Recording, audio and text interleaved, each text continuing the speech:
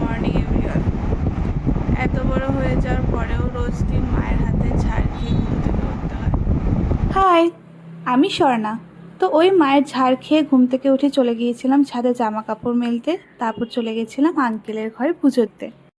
गणनायकाय गणदैवताय गणाध्यक्षाय धीमहि गुणशरीराय गुणमण्डिताय गुणेशानाय धीमहि गुणातीताय गुणाधीशाय গনু দাদাকে প্রণাম জানিয়ে চলে এসেছিলাম মায়ের জন্য চা করতে। আর আমি নিয়ে নিয়েছিলাম ছাতু। তোমরা সবাই এতদিনে জেনেই গেছো যে আমি সকালবেলাটা ছাতু খাই।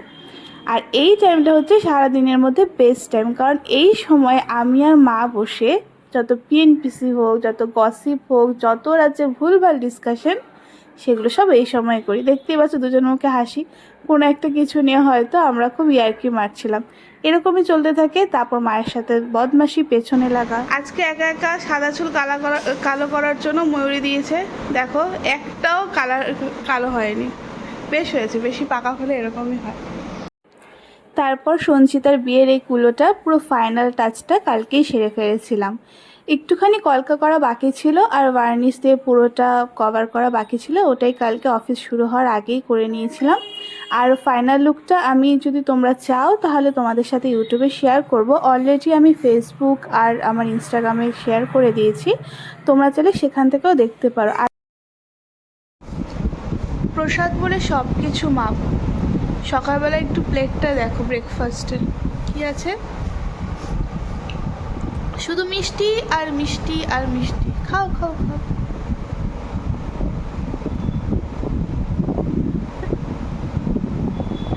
আর এখানেই পুরো কুলোর সম্পূর্ণ লুকটা রইল।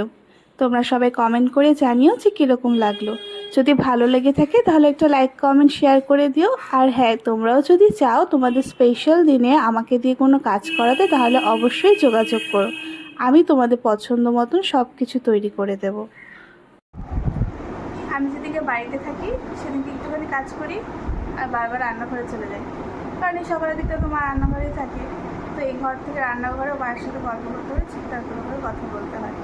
তো 10 মিনিট কাজ করে 2 মিনিটের জন্য চলে যাই রান্নাঘরে, কী রান্না হচ্ছে আর হচ্ছে মা কী করছে, গিয়ে গল্প করে তারপর ঝাল খাই, তারপর ব্যাক টু ওয়ার্ক। তো চলো দেখুন মা নায়িকা।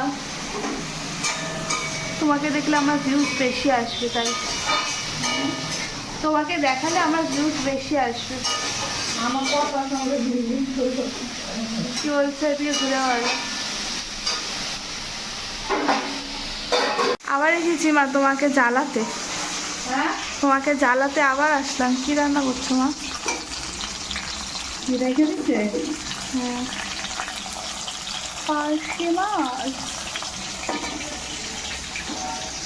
তো অফিস আগের মাঝেই ফ্রেশ হয়ে নিয়েছিলাম, দেন আবার একটু অফিস করছিলাম। তো এখন যাব লাঞ্চে। আর আজকে আমি 2 দিন পর ভাত খাচ্ছি। অ্যাকচুয়ালি আমি অফিস গেলে লাঞ্চে ভাত খাই না, মানে ভাত নিয়ে যাই না। আর রাত্রিবেলা ভাত খাই, বাট আমি চেষ্টা করছি রাত্রিবেলা ভাত না খাওয়ার, কারণ ওয়েটও গেইন হচ্ছে আর সাথে খুব বডি পেইনও হচ্ছে। তো যদি আমি পুরো কন্টিনিউ করতে পারি তাহলে তো খুবই ভালো। অ্যাটলিস্ট কন্টিনিউ না করতে পারলেও আমি চেষ্টা করছি অ্যাটলিস্ট 15 দিন যাতে আমি ভাতটা না খেয়ে চেষ্টা করতে পারি।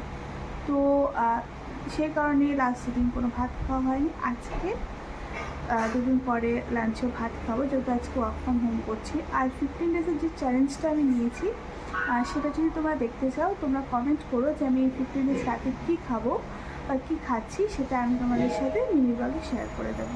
চলো লাঞ্চটা করে নেওয়া যাক।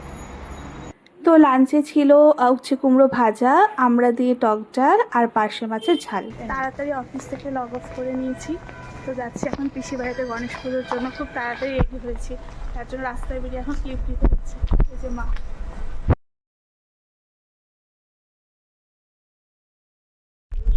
আমরা রাস্তা হারিয়ে পেয়েছি, তাই ম্যাপের ভরসায় যাচ্ছি এখন। আর দেখবে তো কি আছে, আমরা হারিয়ে ফেলেছি। আগের বছর যখন এসেছি 1 স্টপেজে নেমেছিলাম, এই বছর আবার অন্য স্টপেজে নেমেছি। তো দেখা যাক। আর আমার গুগল ম্যাপের থেকে আমার মাই তো বড় ম্যাপ। গুগল ম্যাপ দেখছে না, যে গলি পাচ্ছে বলছে এখানে ঢুকে যাবো, এখানে ঢুকে যাবো। আমি বললাম গুগল ম্যাপটা বন্ধ করি, তুমি এবার আমাদের নিয়ে চলো।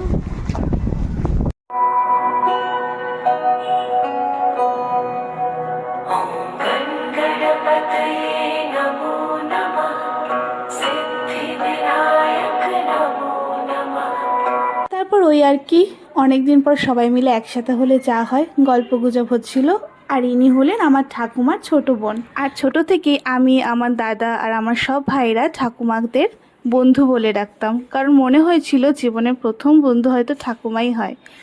যেহেতু নিজেদের ঠাকুমাকে বন্ধু বলে ডাকতাম, তাই ঠাকুমার সমস্ত বোন বলো, যা বলো, সবাইকে আমরা বন্ধু বলে ডাকতাম। তারপর চলে গিয়েছিলাম ডিনারে ছিল তোমার কড়াইশুটির কচুরি, ছোলার ডাল আর ফ্রাইড রাইস, বেগুনি, আলুর দম, ছানার কোপ্তা, চাটনি, পাঁপড়, মিষ্টি। আর কি, এরপরে আরাম কেদারায় বসে গল্প করে নিচ্ছিলাম। তারপর সবাইকে টাটা বাই বাই বলে বাড়ির পথে রওনা দিয়েছিলাম। তাহলে আজকের ব্লগটা এখানেই শেষ করছি। তোমরা জানিও মিনি ব্লগ নাকি এই বড় ব্লগ তোমাদের দেখতে ভালো লাগছে। দেখা হবে পরের ভিডিওতে। টাটা।